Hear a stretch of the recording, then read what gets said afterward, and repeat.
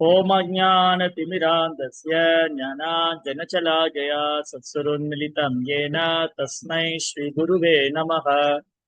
नमो ॐ विष्णुपादाय कृष्णप्रेष्ठाय भूतले श्रीमते भक्तिवेदान्त स्वामीति नामिने। नमस्ते सारस्वति देवे गौरवाणी प्रचारिणे निर्विशेष शून्यवादी भाषा तदेशतारिणे। जय श्री कृष्ण चैतन्य प्रभु नित्यानंद श्री अद्वैत गदाधर श्रीवासदि गौर भक्त वृंद। हरे कृष्णा कृष्ण कृष्णा हरे हरे, हरे राम राम राम हरे हरे। ஹரே கிருஷ்ணா. பக்தர்களுக்கு இனிமையான மாலை வணக்கம். தினம் ஒரு கீதை. இன்றைய பகவத்கீதை சத்சங்க வகுப்புல கலந்து இருக்கிற எல்லா பக்தர்களுக்கு என்னுடைய பணிவான நமஸ்காரம். பகவத்கீதை எளிதாக படித்துக் கொண்டு எளிமையாக பயிற்சி செய்வதற்கான வழி தெய்வத்திரு ஆசா பக்திவேதாந்த சுவாமி ஸ்ரீல பிரபுபாத விளக்கத்துடன் பகவத்கீதை உண்மையுருவில் அத்தியாயம் 2. இன்னைக்கு நமக்கு படிக்கிற ஸ்லோகம் 31வது பதம். சதர்மம் அபிசாவேஷ்ய நவிகம்பிதும் அர்ஹசி தர்ம்யாதி யுக்தா ஸ்ரேயோ அந்யத் சத்ரஸ்ய ந வித்யதே. மொழிபெயர்ப்பு மற்றும் பொருளுரை தெய்வத்திரு அபய சரணாரவிந்த பக்திவேதாந்த சுவாமி ஸ்ரீல பிரபுபாத். ஜெய் ஸ்ரீல பிரபுபாத் ஜெய். சத்திரியன் என்ற முறையில் உனக்கென்று உரிய கடமையை பற்றி கருதும் போது தர்மத்தின் கொள்கைகளுக்காக போர் புரிவதை காட்டிலும் வேறு சிறந்த கடமை உனக்கு இல்லை. எனவே தயங்க தேவை இல்லை. சரி, அப்போ இதுவரைக்கும் இந்த 2ஆம் அத்தியாயத்துல 11ஆம் பதத்திலிருந்து 30ஆம் பதம் வரைக்கும் ஆத்ம விஞ்ஞானத்தை பற்றி பகவான் சொன்னார். ஆத்மானா என்ன, உடல்னா என்ன, ஆத்மாவை எப்படி உணர்வது, ஆத்மாவை எப்படி அறிந்து கொள்வது, ஆத்மாவை பற்றிய விஞ்ஞானத்தை பகவான் எடுத்துரைத்தார். சரி, இப்போ அடுத்தது பகவான் என்ன சொல்றார்? முதல் அத்தியாயத்துல அர்ஜுனன் விவாதம் செய்தார். முதல் அத்தியாயத்துல என்ன பண்ணாரு? அர்ஜுனன் கிருஷ்ணாட்ட வாதம் செஞ்சார். இந்த யுத்தம் தர்மம் இல்ல, நான் செய்ய மாட்டேன். இந்த யுத்தம் தர்மம் இல்ல, நான் செய்ய மாட்டேன். எனக்கு பாவமே சேரும். என் உறவினர்களை போய் நான் கொள்றதா அப்படிலாம் ஆர்கு பண்ணார். இப்போ அதுக்கு பதில் சொல்றாரு பகவான். முதல்ல அர்ஜுனன் சொன்ன முதல் ஆர்குமெண்ட் சஜனா, என்னுடைய ஜனங்கள்னு சொன்னார். அப்ப அந்த என்னுடைய ஜனங்கன்னு ஏன் சொன்னாரு? என் உறவினர்கள், என் மாமன்மார்கள், என் மைத்துனர்கள், என் சகோதரர்கள், என் தமையன்கள். அப்ப என்கிறது உடல் சார்ந்து. இதுக்கு இந்த உடல் சார்ந்த பற்றுதல் தேவையில்லை. அதனால அர்ஜுனா, நீ முதல்ல இந்த உடலே கிடையாது, நீ ஆத்மா என்று ஆத்ம விஞ்ஞானத்தை சொன்ன. அப்போ முதல்ல நாம செய்யற தவறு நம்ம உடலோடு அடையாளப்படுத்திக் கொள்றது. முதல்ல நம்ம செய்யற தவறு என்ன? நம்ம உடலோடு அடையாளப்படுத்திக் கொள்றது. என் சமுதாயம், என் மதம், என் இனம், என் மொழி, என் குடும்பம், என் கணவன், என் மனைவி, என் பிள்ளைங்க, என் பெற்றோர்கள் என்னுடையது, நான், எனது, என்னுடையது என்ற பொய்யகங்காரம். இதுதான் முதல்ல களையப்பட வேண்டும். இந்த பொய்யகங்காரம் தான் நம்ம மீண்டும் மீண்டும் ஜட உலகத்துல பிறப்பதற்கு காரணமா அமையுது. அதனால என்ன பண்ணணும்? ஹரே கிருஷ்ணா. யாரும் அன்மியூட்ல இருக்காங்களே. இந்த பொய்யகங்காரத்துக்கு நம்ம விடுபட வேண்டும். இந்த பொய்யகங்காரத்தினாலதான் மீண்டும் மீண்டும் ஜட உலகத்துல பிறவை எடுத்துட்டு இருக்கோம். அப்ப முதல்ல பகவான் பகவத்கீதையில நமக்கு படிச்சு கொடுத்த முதல் பாடம் என்ன? நம்ம இந்த உடம்பல்ல ஆத்மா. சரி, 2வது இங்க சதர்மத்தை பத்தி பேசுறார். சதர்மா. சரி, அப்ப முதல்ல தர்மம்னா என்ன, அப்புறம் சதர்மம்னா என்ன? தர்மம் என்றால் திராயதே தி தர்மக, ஒரு விஷயத்தை உறுதியாக பற்றி கொண்டிருப்பது தர்மம். தர்மம் என்றால் மாறாதது. ரிலீஜியன் சொன்னா தர்மம். ஆனா ஆங்கில டிக்ஷனரியில, ஆங்கில அகராதியில ரிலீஜியன்கிற வார்த்தைக்கு தவறாக மொழிபெயர்ப்பு செய்திருக்காங்கன்னு பிரபுபா சொல்றாரு. ரிலீஜியன் சொன்னா மதம்னு மொழிபெயர்ப்பு பண்ணிருக்காங்க. தர்மான்னு சொன்னா சாரி பிரபுபா என்ன சொல்றாரு? ஆங்கில அகராதியில டிக்ஷனரியில தர்மாங்கிற வார்த்தைக்கு தவறாக மொழிபெயர்ப்பு செஞ்சிருக்காங்க. தர்மா என்றால் ரிலீஜன் அல்ல. தர்மான்னு சொன்னா ரிலீஜன் மொழிபெயர்ப்பு பண்ணிருக்காங்க. தர்மன்னு சொன்னா ரிலீஜன் கிடையாது. தர்மா என்று சொன்னால் ஒன்ஸ் ஆக்குபேஷனல் டியூட்டி, ஒருத்தருடைய உத்தியோக கடமை, ஒருவர் புரியக்கூடிய உத்தியோக கடமை, அதுதான் தர்மா. ராயதே இது தர்மக. ஒரு ஒரு விஷயத்தை தாங்கி பிடித்திருப்பது. இப்போ சர்க்கரைக்கு ஒரு தர்மம் இருக்கு, அது வந்து இனிக்கும். மிளகாய்க்கு ஒரு தர்மம் இருக்கு, அது காரம். இந்த மாதிரி அது வந்து மாறாது. சர்க்கரையோட தர்மம் மாறுமா? மாறாது. மிளகாயோட தர்மம் மாறுமா? மாறாது. புளியோட தர்மம் மாறுமா? மாறாது. அப்ப இதெல்லாம் என்னது? அதோடைய சரி. அப்போ இந்த மிளகாயோடைய தர்மம் காரம், அது மாறாது. உப்பினுடைய தர்மம் வந்து மாறாது. சர்க்கரையோட தர்மம் மாறாது. அந்த மாதிரி தர்மம் என்பது ஒருத்தருடைய உத்தியோக கடமை. அதை மாற்ற முடியாது.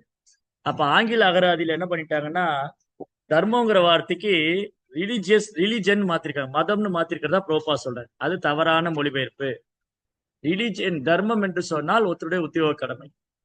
இப்போ ரிலிஜியன் மாறலாம், ஒருத்தர் மதம் மாறலாம். இன்னைக்கு வந்து கிறிஸ்தவத்துல நம்பிக்கை இருக்கிறவங்க இஸ்லாத்துக்கு போகலாம்.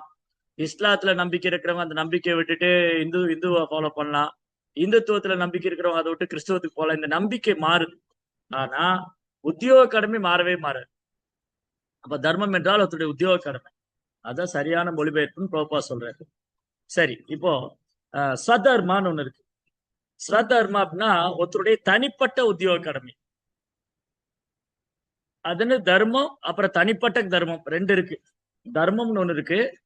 இந்த தர்மங்கிறது என்னன்னா, தர்மம் து சாக்ஷாத் பகவத் பிரணீதம். பகவான் என்ன சொல்றாரோ அதான் தர்மம். சரி, ஸ்வதர்மம்னா ஒருத்தருக்கு உள்ள தர்மம். இப்போ உதாரணத்துக்கு இங்க அர்ஜுனன் ஒரு சத்திரியன். சத்திரியனுக்குன்னு ஒரு தர்மம் இருக்கு. சத்திரியன் ஒரு தர்மம் என்னது? அதான் இங்க கிருஷ்ணர் சொல்றாரு. சத்திரியன் என்ற முறையில் உனக்கென்று உரிய கடமையை பற்றி கருதும் போது தர்மத்தின் கொள்கைகளுக்காக போர் புரிவதை காட்டிலும் வேறு சிறந்த கடமை உனக்கு இல்லை. எனவே தயங்க தேவையில்லை. அப்ப சத்ரியா அப்படிங்கிற வார்த்தைக்கு பொருள் கொடுத்திருக்காரு. ஷத் என்றால் தீங்கு, ராயதே என்றால் விடுவிக்கிறது, பாதுகாக்கிறது. அப்ப சத்திரியன் என்றால் தீங்கிலிருந்து, தீய செயலில் இருந்து குடிமக்களை பாதுகாப்பது. சத்திரியன் என்றால் குடிமக்களுக்கு வரக்கூடிய ஆபத்திலிருந்து மக்களை பாதுகாப்பவனே சத்திரியன். சத்ரியா, சத் சத்ரியா, ராயதே, சத் ராயதே. அதாவது ஆபத்திலிருந்தும் தீங்குகளிலிருந்தும் துன்பத்திலிருந்தும் அப்புறம் தீய தீய சக்திகள் இருந்தும் பாதுகாப்பு தர வேண்டிய சத்திரியனுடைய கடமை. அப்படி பார்க்கும்போது அர்ஜுனன் வந்து இந்த யுத்தத்தை நிராகரிக்கிறதுக்கு காரணம் இல்லை, நிராகரிக்க முடியாது.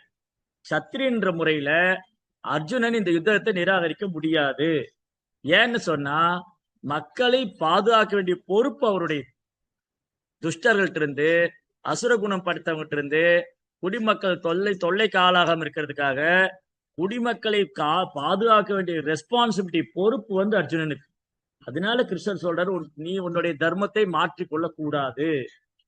இது பின்னாடி வரக்கூடிய அத்தியாயங்களும் இதை பத்தி திரும்பி பகவான் பேசுவார். அதை நம்ம பின்னாடி படிப்போம். அப்ப சதர்மம்னா ஒருத்தருடைய சுய கடமை. அப்ப அர்ஜுனனுக்கு ஒரு சுய கடமை இருக்கு. அவன் பகவானின் பிரதிநிதியாக இருந்து மக்களை பாதுகாக்க வேண்டும். அதனால இந்த யுத்தத்தை புறக்கணிப்பது தர்மம் அல்ல. இது சத்திரியன் என்ற முறையில. பக்தன் என்ற முறையிலும் அர்ஜுனன் புறக்கணிக்க கூடாது. காரணம் என்னன்னா, பகவான் என்ன சொல்றாரோ அதான் தர்மம். பகவான் சண்டை போடுனா சண்டை போடணும், பகவான் சண்டை போடாத விட்டுடுனா விட்டுடணும். அதான் பகவான் என்ன சொல்றா அதான் தர்மம். தர்மம் து சாக்ஷாத் பகவத் பிரணீதம். அதனாலதான் நீங்க மகாபாரதத்துல பாத்தீங்கன்னா, யுதிஷ்டிர மகாராஜோட ரதம் வந்து பூமியில படாதான். 4 அடி மேல 5 அடி மேல நிக்கும், ரதம் தரையிலே படாது. யுதிஷ்டிர மகாராஜா வந்து யாகம் செய்யும் போது தேவர்கள்லாம் நேரடியா வந்து யாகத்துடைய பிரசாதம் வாங்கிக்குவாங்க. ஏற்பட்ட ஒரு புண்ணிய ஆத்மா, தர்மமே உருவானவர். அதான் தர்மன். யுதிஷ்டருக்கு இன்னொரு பேரு தர்மன், தர்மமே உருவானவர். ஆனா கிருஷ்ணர் சொல்றாரு யுதிஷ்டர்கிட்ட, அஸ்வத்தாமன் இறந்துட்டான்னு சொல்லுங்க. ஏன்னா துரோணாச்சாரியருக்கு வந்து அஸ்வத்தாமன் மேல ரொம்ப பற்றுதல். தன்னுடைய மகன், துரோணரின் மகன் அஸ்வத்தாமன், திரௌணி. அந்த திரௌணி ஆகிய அஸ்வத்தாமன் மேல துரோணருக்கு ரொம்ப பற்றுதல். அதனால அஸ்வத்தாமன் உயிரோடு இருக்கும் வரை துரோணரை வந்து ஒண்ணும் செய்ய முடியாது. அப்ப அஸ்வத்தாமன் இறந்துட்டான்னு தெரிஞ்சா தன் மகன் மேல் உள்ள பற்றுதலால துரோணர் உடலை விட்டு விடுவார். அதனால கிருஷ்ணர் சொல்றாரு, அஸ்வத்தாமன் இறந்துட்டான்னு சொல்லுங்க. தர்மர் சொல்றாரு, நான் எப்படி சொல்லுவேன் கிருஷ்ணா, அது பொய் இல்லையா, என்னை பொய் சொல்றீங்களே. அவர் யுதிஷ்டர் வந்து தர்மன், நான் தர்மமே உருவானவன் கிருஷ்ணா, என்னை போய் நீங்க பொய் சொல்றீங்களே, நான் சொல்ல மாட்டேன். இல்ல யுதிஷ்டரா நீ சொல்லு. இல்ல கிருஷ்ணா வேண்டாம், நம்ம முறைப்படி நியாயப்படி சண்டை போடலாம், பொய்யெல்லாம் சொல்ல வேண்டாம். இல்ல தர்மா, இந்த யுத்தத்துல நியாய தர்மம் எல்லாம் கிடையாது. ஏன்னா கௌரவர்கள் எவ்வளவு இடத்துல அதர்மம் பண்ணியிருக்காங்க. உங்க மனைவியை சபையில் இழுத்து வந்து அவமானப்படுத்தி இருக்காங்க. உங்க சிறு வயசுல விஷம் வச்சு கொள்ள எல்லா விதமான பாவகாரியும் செஞ்சிருக்காங்க. ஆததாயினம் கொடூரமான அக்கிரமக்கார 6 விதமான பாவம் செஞ்சாங்க.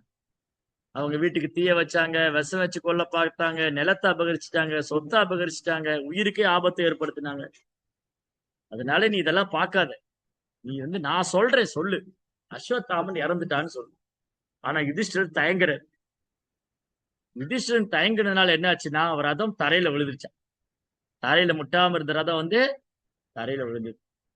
இப்போ கிருஷ்ணர் என்ன பண்ணாரு, பீமனை பார்த்து சொல்றாரு, பீமா நீ சொல்லு அஸ்வத்தாமன் இறந்துட்டான். ஆனா பீமன் எப்படின்னா, பீமனுக்கு வந்து பகவான் என்ன சொல்றா அதான் வேத வாக்கு. கிருஷ்ணர் என்ன சொன்னாலும் அது வேத வாக்கு. பீமனை பார்த்து கிருஷ்ணர் வந்து வெள்ளை காக்கா பறக்குதுன்னு, ஆமா கிருஷ்ணா உண்மைதான் வெள்ளை காக்கா பறக்குதுன்னு ஒத்துக்குவார். கிணத்துல போய் குதி பீமானா குதிச்சிருவார். பீமா நீ போய் இந்த கிணத்துல குதினா குதிச்சிருவார். பகவான் என்ன சொன்னாலும் அதை வேத வாக்காக ஏற்றுக்கொள்றார் பீமன்.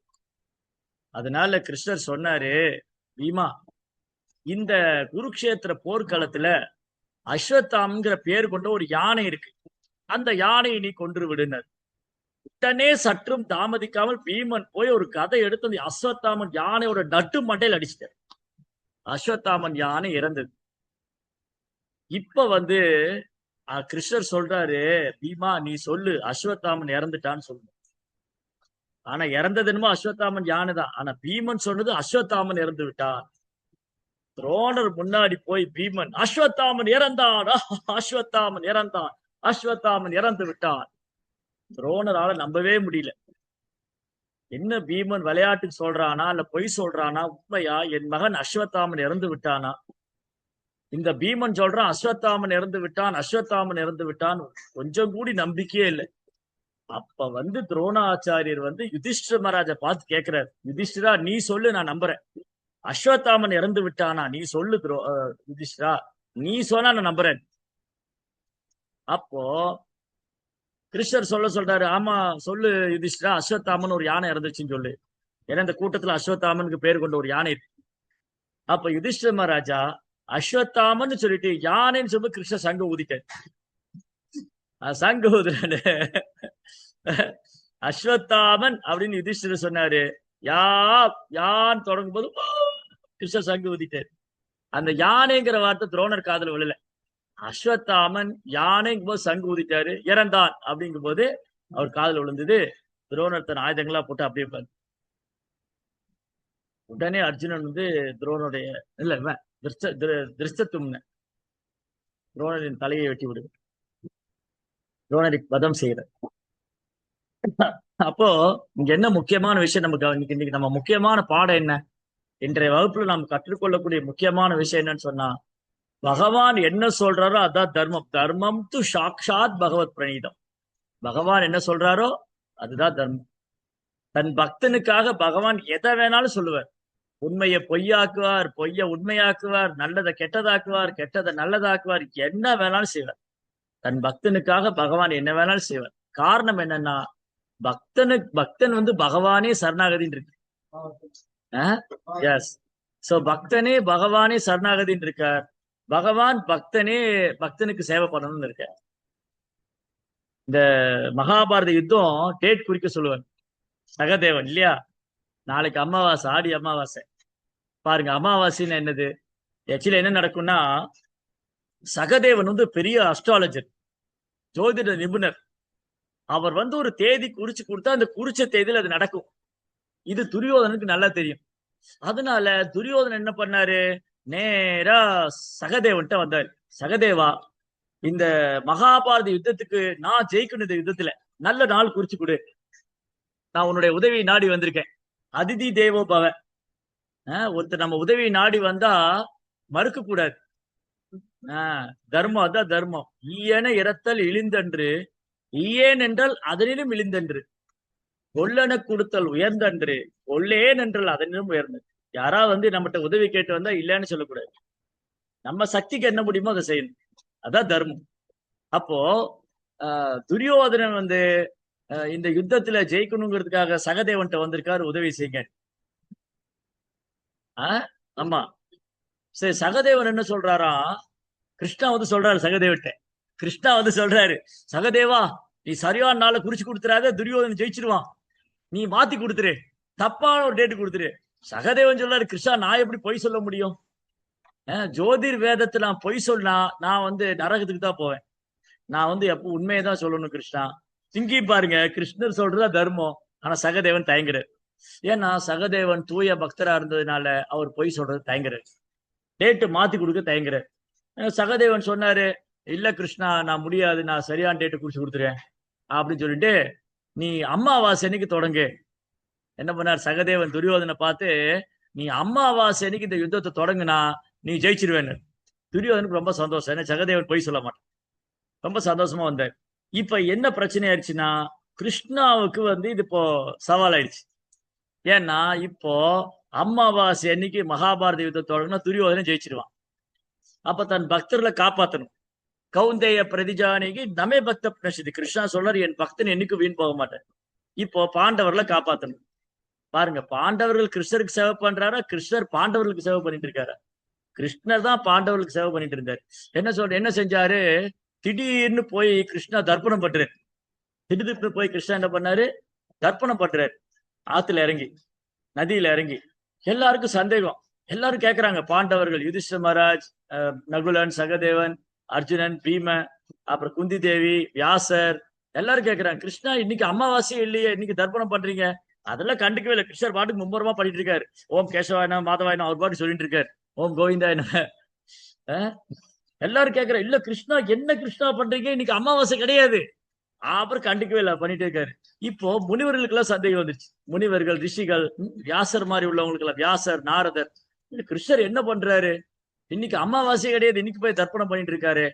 இது இந்த பெரும் குழப்பமாய் தேவர்கள் வரைக்கும் போயிடுச்சு. சந்திர சூரியன் பார்த்தாங்க ரெண்டு பேரும்.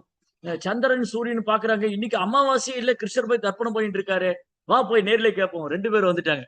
சந்திரனும் சூரியனும் வந்து நேரா கிருஷ்ணா கிட்ட வந்து, கிருஷ்ணா இன்னைக்கு அமாவாசையில் இன்னைக்கு யாருக்கு தர்ப்பணம் பண்றீங்க, நீங்க எதுக்கு பண்றீங்க, இன்னைக்கு அமாவாசையே கிடையாது.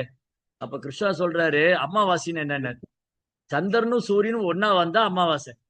சந்திரனும் சூரியனும் ஒரே கோட்ல ஒன்னா வந்து நின்னா அது அமாவாசை. நீங்க ரெண்டே வந்துட்டீங்களே, அப்ப இன்னைக்கு அமாவாசை தான். நீங்க ரெண்டே வந்துட்டீங்களே, இன்னைக்கு அமாவாசை தான். அப்போ தன் பக்தனுக்காக என்ன பண்ணார் பகவான், திதியவே மாத்திட்டார். அமாவாசை திதியை முன்னாடி கொண்டுட்டார். அதனால இங்க கவனிக்க வேண்டிய முக்கியமான விஷயம் என்னன்னா, கிருஷ்ணா தன் பக்தனுக்காக எதை வேணா செய்வார். தன்னுடைய வார்த்தையை கூட பொய்யாக்கிக்குவாரு. தன் பக்தன் சொன்னா அது பொய்யாக்க விட மாட்டார். हरे कृष्णा। सुरेंद्र श्रीमद् भगवत गीता की जय, श्री प्रभुपाद की जय।